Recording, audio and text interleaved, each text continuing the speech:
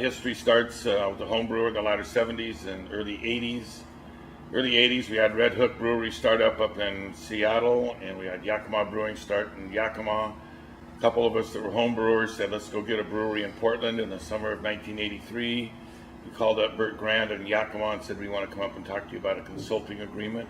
So in the summer of 85, we got a bill passed through our Oregon legislature to allow us to brew beer, sell beer on the same premise, break the three-tiered system that was part of post-prohibition law. I left Portland Brewing in 1994 to go start Cascade Brewing Company. Took 3 years and 10 months when I got an option on the property till we opened the doors. Ron Gansberg was hired in the summer of 1997 when we were building our brewery. Ron will give you a little history of himself, but he started in Bridgeport, then he came to Portland, and he came with us when we were starting Cascade Brewing.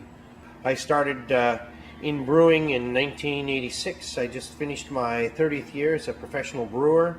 Prior to that, I was making wine in Chehalem, Bald Mountain for Chehalem Winery, which is, of course, no longer in business. I started brewing in the late 70s. I'd been making ciders and fruit wines in the mid-70s.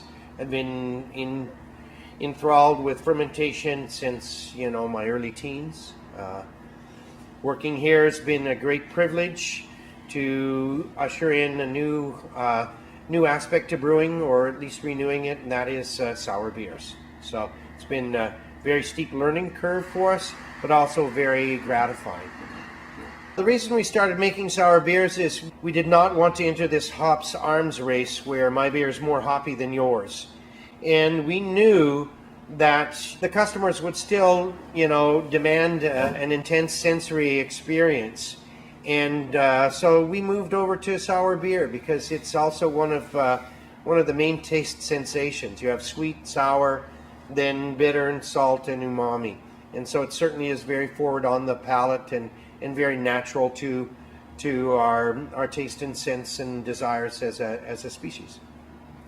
A bit more information about why and how we got into the sour beer. We wanted to have our magic elixir. Even before we built our brewery, we wanted our Widmer Hefeweizen and our Black Butte Porter, our McTarnahan's Amber. We wanted that one beer that was our driver.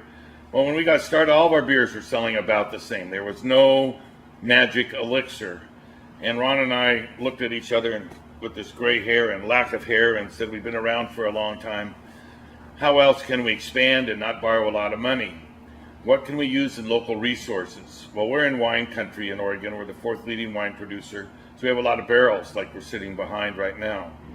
We also have fruit. And we knew that one of the sour beers that was first created was Creek, which is Flemish for cherry. Well, we're in cherry country here. So we had cherries, we had barrels. And then with Ron's imagination, we got into developing our own Northwest style of sour beer. We couldn't go compete with Widmer, Full Sail, Bridgeport, and all the big boys at the tap because we were a small producer.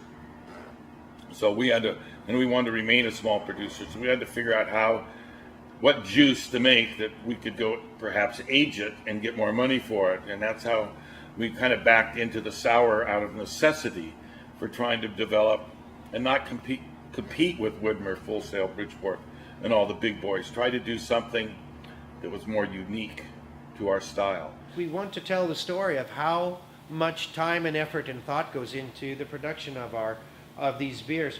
Earlier this year, we had 40 sheets of plywood in racks here with 6,000 pounds of apricots, all laid out in a single layer. And then for days, weeks, we would come through and each day pick out only the fruit that was ripe to go into the tank at any one time. I spent a lot of this summer, one of the best of times, out in the orchards where the cherries were grown, convincing the grower to hold on to the fruit on the trees until it was at peak of ripeness. And then down in the fields where the blueberries came. And we really do value this, and cherish this relationship that we have with our growers and the opportunity to have that control over that fruit so that it comes to us in peak ripeness. And this is really where that depth of flavor comes into our product. We source our barrels from all across the country and indeed, the planet. We have tequila barrels coming up out of Mexico. We have cognac barrels and port barrels that come to us out of Europe. We're using a lot of local barrels from our own wine region here, predominantly Pinot Noir, and they produce just great background flavors in our beers. We also will have Chardonnay barrels as well as Sauvignon Blanc, and then certainly barrels from the bourbon regions as well as rum and brandy barrels. So there's almost no type of barrel or oak vessel that we're not using, at least to try and understand what works best and what develops the flavors that we are most interested in. And that also then includes foudre, which are the large format oak tanks. Ours are around 1,800 gallons roughly, and we put a lot of our base beers through these.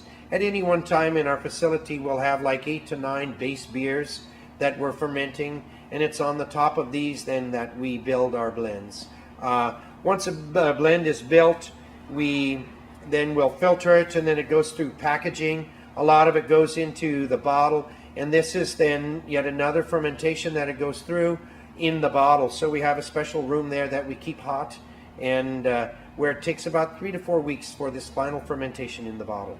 At which point then it comes out, it's labeled, and then it's absolutely ready for consumption as well as distribution. So it's quite a celebration after 2 years of watching it and seeing it mature, to actually have it out and see it leave on a pallet in a truck heading to Texas.